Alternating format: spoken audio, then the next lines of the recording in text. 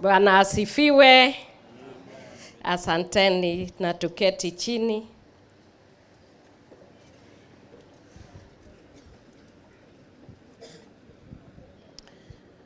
The Vice Chancellor of the Technical University of Mombasa, Laila Abubakar, Deputy Vice Chancellor, Academic Research and Extension, Professor Peter Geshangi, Registrars of the University, the Director, Reach Out Center, Taib, James Nodi, MEWA Organization, the Dean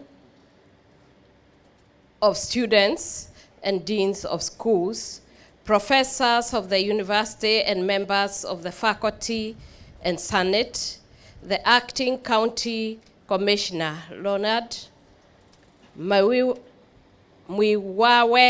and the entire county security team, the national and the county government officials, the student leaders. I was introduced to the outgoing president and the president. Your Excellencies, I pay respect to you, to Mr. and Miss Tom, so I pay my respects to you. The students from Mikindani, thank you for being with us. Watoto wetu, tunawasalimu na tunawapenda. Dear students who are in this university, ladies and gentlemen, good afternoon. I believe as I was watching today, I saw great talent in this university. As you are talking, it was very clear that you understand how it is to be controlled. Ukiwa na Captain Morgan, si poa. Akikuongoza, ukule bia, utakula fees. Ile mama, parents, na wana kijiji, wali raise harambe.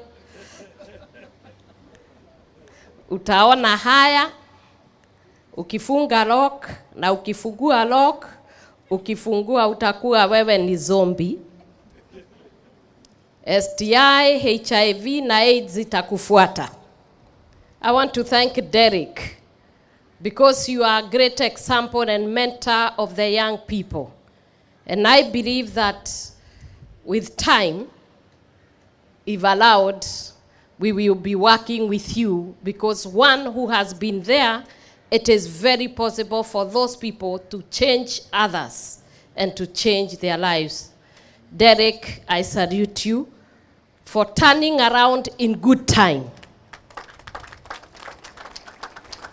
I also want to thank this university, the registrar, who did not turn down this young man.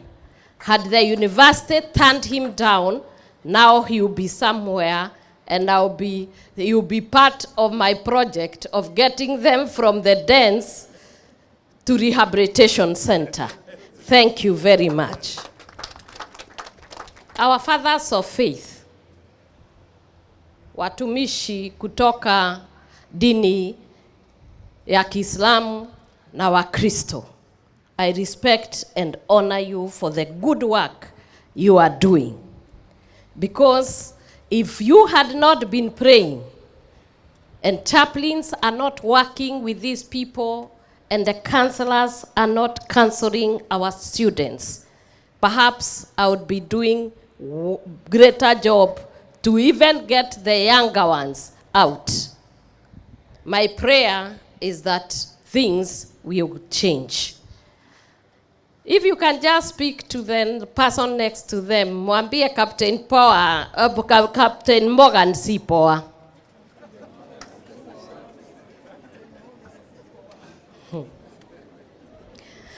Let me say, I was in the university in 1985. I don't know when where you are, but I know you are still on the way. And I must tell you, the Bible says this in Ecclesiastes 1 verse 8 to 10. All things are wearisome, more than one can say. The eye never has enough of seeing, nor the ear is full of hearing. What has been will be again. What has been done will be done again. There is nothing new under the sun. Is there anything of which one can say, look, this is something new?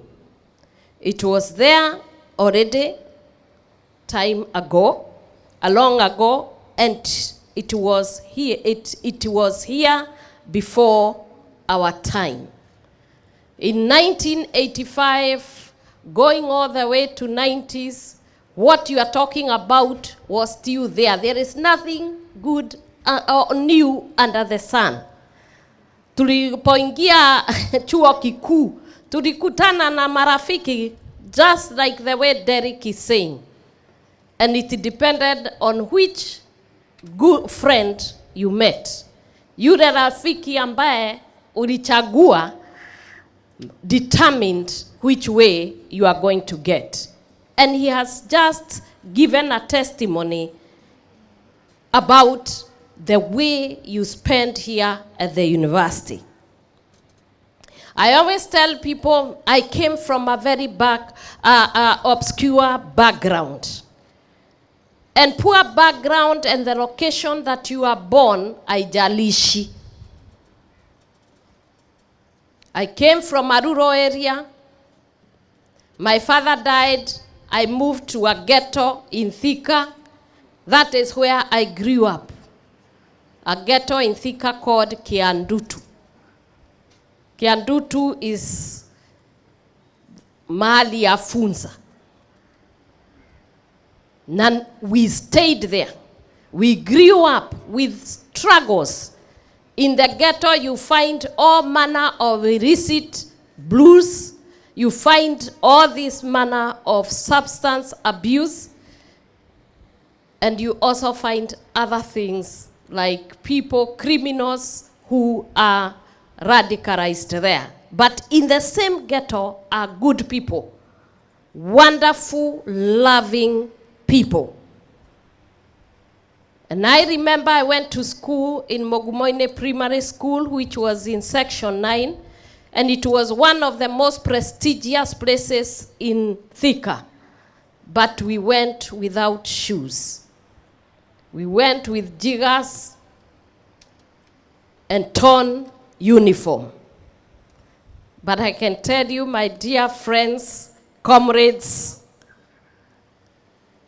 from Kiandutu has come the lady you see sitting here, which you are standing, giving parade and saluting as Her Excellency.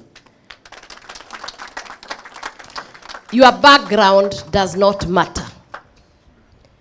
The parents who gave you birth to you, whether they are rich or poor, they are just a vehicle that God has used to bring you in this world. They also don't matter where your education is concerned. Decisions that you make and the way you use your time makes all the difference.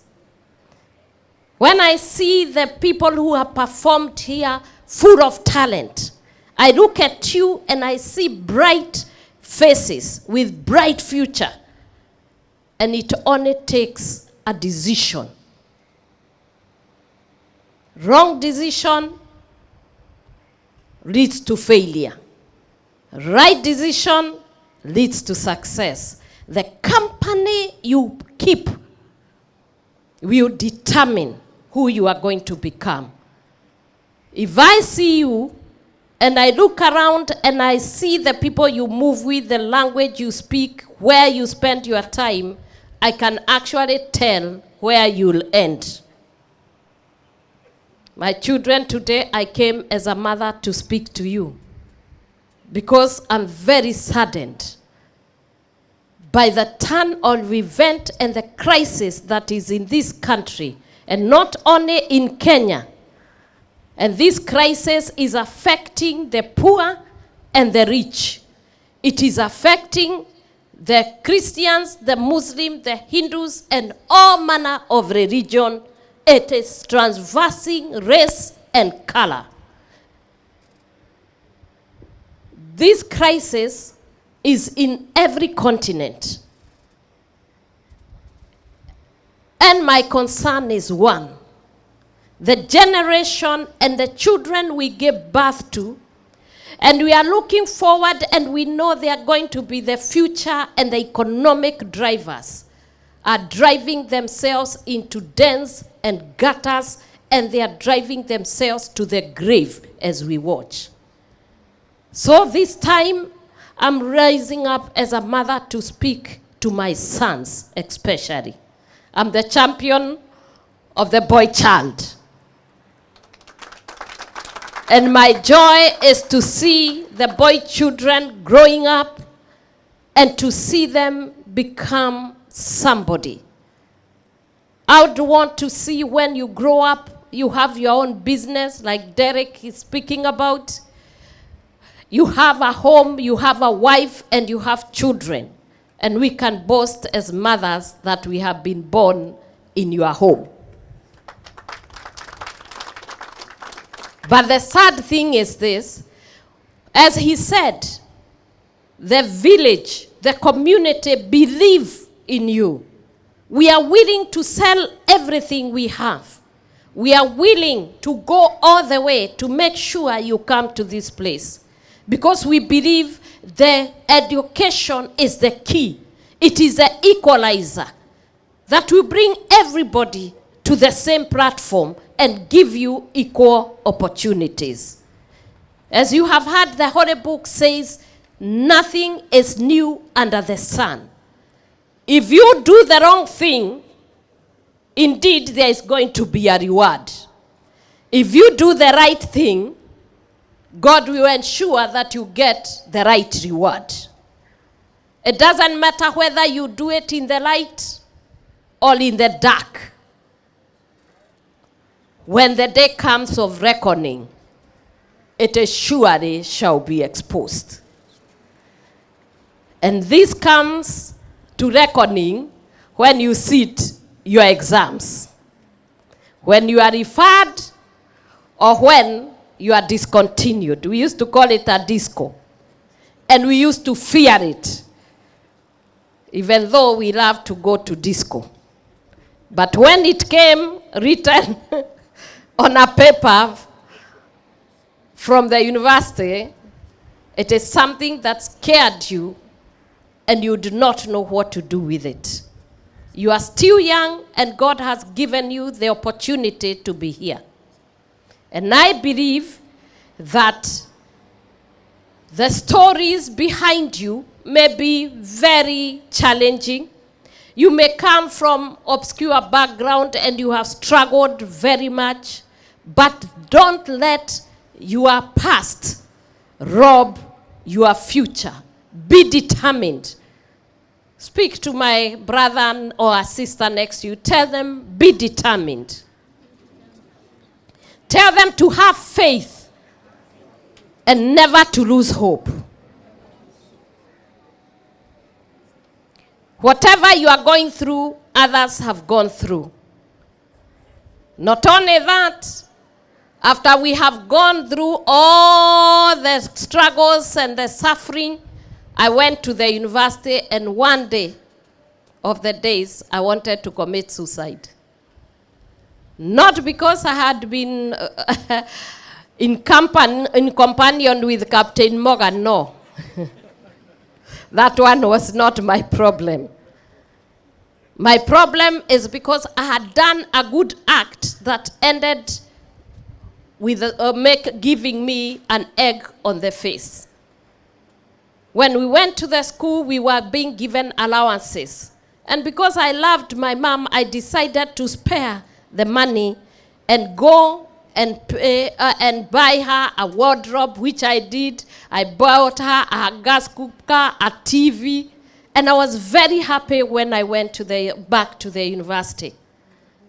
After doing that with my boom, tragedy struck at home, and the gas cooker exploded, and neighbors were burnt. And one of them died, and people were blaming my mother. To see my mother cry was too much for me. And because I thought I had done the greatest mistake, I wanted to commit suicide. But God is a good God. You can see I didn't die, I am here. Because a good friend took care of me. Always have a good friend who can speak to you, and when things are very tough, please do not take that other step that will lead you to a place where you'll be taken home in a casket. We are actually very tired as servants of God to be burying our children. It is very painful when we see mothers and fathers burying their children while we brought you here that you may come back and change our lives. Instead of changing our lives, you bring us sorrow and grief and mental illness. It is my prayer when you come here, one of the things I will advise you is that you take time seriously. Don't waste your time. Please speak to the person next to you. Tell them, don't waste your time. One thing God has given to all of us is equal time and equal chances. Like you who are sitting here in this Technical University of Mombasa, you are in a very wonderful university. A university that restores hope. A university that is killing you for life and connecting you with jobs. And so you should clap for yourself, actually. It is not everywhere.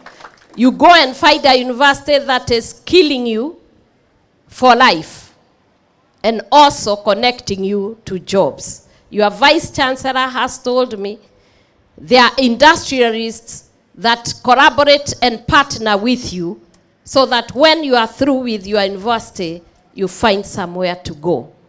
Above all, when I see you, and so many of you, I see a great future of Kenya. I have just gone to your innovation hub there, and I was just imagining going up like with that elevator that you just need to speak. And it will take you up, and with a car that you keep telling, go, turn right, turn left, and it turns left and it stops. You have intellectual property, and you are a gold mine. We cannot afford to lose you. Every country that has people like you is better than any other resource. And I come to tell you, you are the best of the best.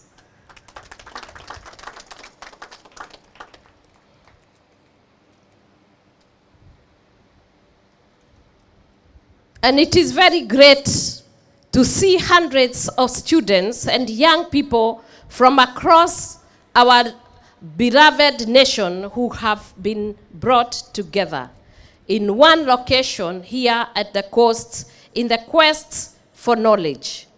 We also have hundreds of others watching us online from primary, secondary schools, and tertiary levels from across our nation. It is always very exciting to speak to students and to young people. You are my children, and sharing my life experience with you is always a great honor and pleasure. Nyinyi ni watoto wangu na ninawapenda zaidi. And boy children, let me tell you, naona vile mnaniangalia hapo nyinyi, nawapenda zaidi. And now we advocate your case. You must come to the limelight and your destinies must be realized. Your dreams, ndoto zenu hazitaangamia. I will try. I will pray for you. And I will do everything possible to see the future of these young men, fine young men, turn this country around. I love you because I know you are the seed carrier. I love you because I know you are the future fathers. I love you because you are the future leaders. You are the priests, you are the sheikhs and the imams of tomorrow. And when I look at you, I see the future of Kenya. And anyone who jokes with the future is a dead man and a dead woman and a dead nation. And when you see me going around these universities, it's just to remind you and to give you hope and to tell you you matter to us. And if you don't matter to them, at least you matter to me. Naona vile sasa mnaniangalia kwani? Amunifeel na ndio ninawafeel.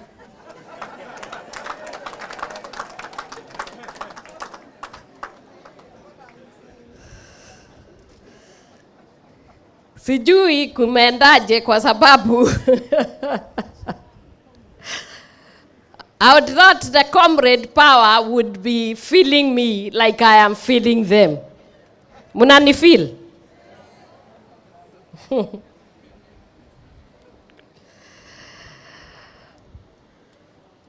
As you embark on your academic journey here at the Technical University of Kenya, of Mombasa, I acknowledge the mix of emotions many of you may be experiencing, the anticipation and uncertainties that come with a new chapter, whether it will be your first year filled with eagerness or the final year on the brink of a new phase of life.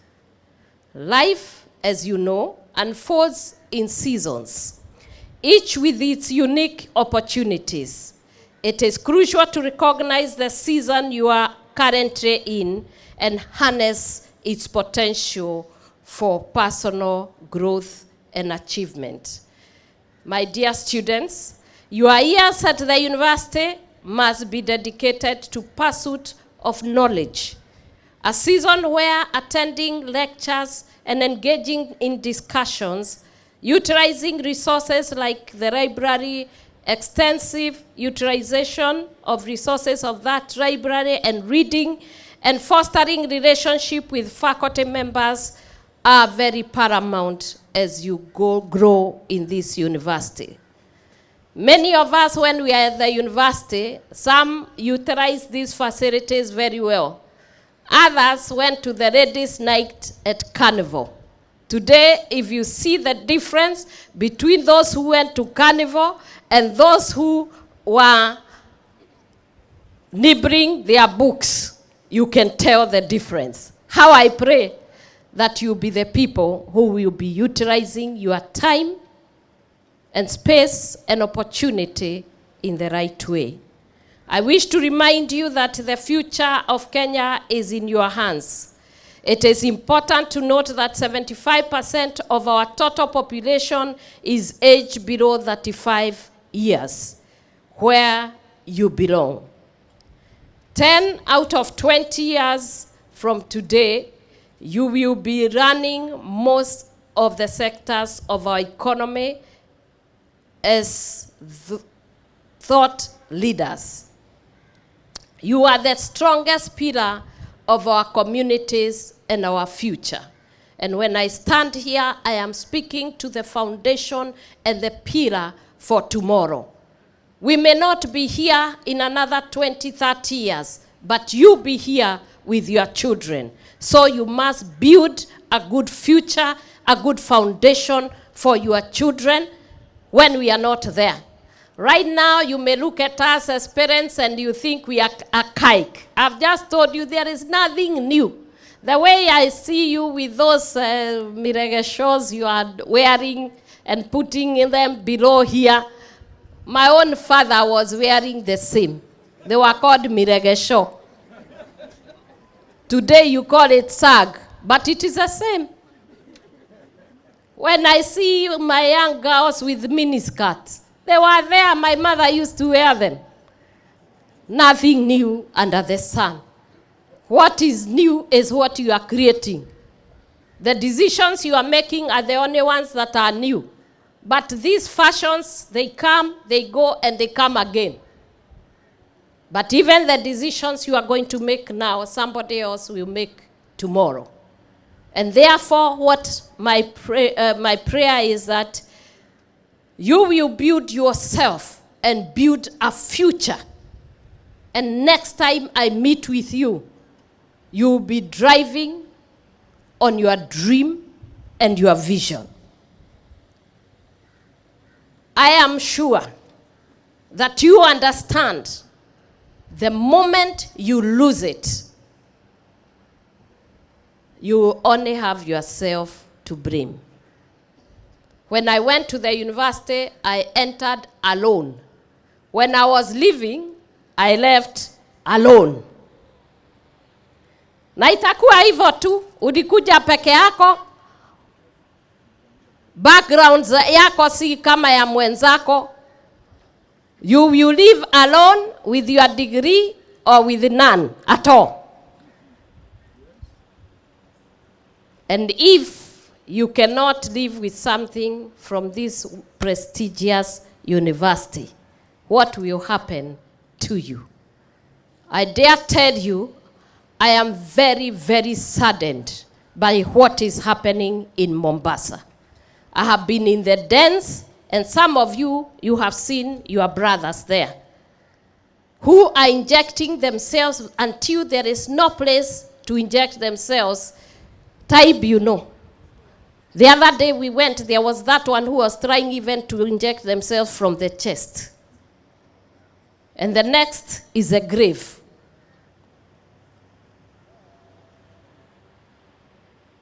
Change your ways. My sons, change your ways. My daughters, change your ways. We want to see a community that thrives. We want to see successful young men and women. Nikiwaangalia naona na future ambaye ni kubwa sana. Don't give up yet. It is not over until it is over. Can you tell my friend next to you? Tell them Pastor Dorcas is saying it is not over until it is over. And it is only over when you have succeeded. Continue telling them, Pastor Dorcas saying it is only over when you have succeeded. So in conclusion, just as a historical endeavor have shaped our nation, each one of you possesses the potential to impact our society positively. Dream big, work hard, rise again and again. If you fall, it is just a fall. In fact, my Holy Bible, I love it. It tells you a righteous man may fall even 7 times and they rise again. So every time you fall, do not stay there. Rise up again. Take another step. Rise up again. Take another step. You are just a step away to success. The other thing I will ask of you, as you continue to do the right things, pray to God. Have faith in God. Have faith in yourself and the work that you do. And if you go to those lectures, halls, I believe you are taught by the same man, and the same woman in the same language, same intonation, and therefore, if you concentrate, if there are people who are getting first-class honors, you should be one of them. And I believe in you. And when you are graduating, I'll come to see. Because these ones will graduate. These ones, the ones who have been listening to me, I'm not only a mother, I'm a pastor. It's my prayer for you that you will graduate. None of you will be lost. It is my prayer for you. And now, let me wish you a Merry Christmas and a Happy New Year, as I look forward to a drug-free Technical University of Mombasa. The place where God will reign and where the brain power will reign over this nation. I expect the next president to come from here. It is possible. Nothing is impossible. If I came from a ghetto and I'm sitting in the second office as a spouse of the deputy president, everything is possible. Just focus, don't give up, keep pushing. When you fall, just stand up. I don't know how many times I fell, many times. I have sons, and that's why you see sometimes I'm inclined to the young men. I have 2 sons, and now I have so many. Even you now, you have become my sons. I will join you with my sons to pray for you. And when you see me on the streets, just say, "Hi, Pastor Dorcas." Or better still, "Hi, Mom." "Hi, colleagues." "Hi, boy children." "Love you." "Love you." You must learn to love. These boys of mine, you must love better now. If somebody is loving you, you don't just love, you love more. God bless you and God honor you. Thank you very much. Asante sana.